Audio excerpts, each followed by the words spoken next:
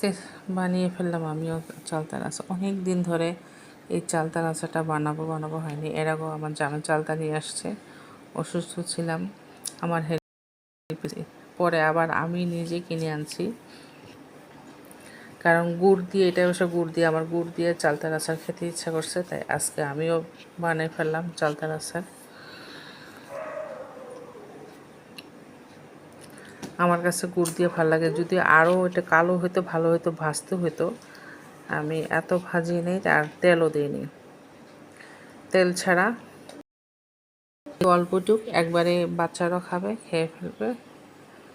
ওরা জানে না যেটা বানাইছে, এখন চোখের সামনে পড়লেই খাওয়া শুরু করে দেবে, এই জন্য ওরা বুঝতে পারেনি, আমিও বলি নেই।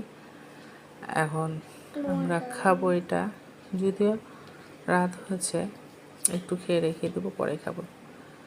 কার কার পছন্দ চালতার আচার জানাবে, আমার তো খুব পছন্দ। তবে বাইরেরটা, স্কুল জীবনে যেটা খেয়েছি, স্বাদ পেয়েছি, সেটাই কিন্তু বেশি মজা লাগে ঘরেরটার চেয়ে। সবাই ভালো থাকবেন, আল্লাহ হাফেজ।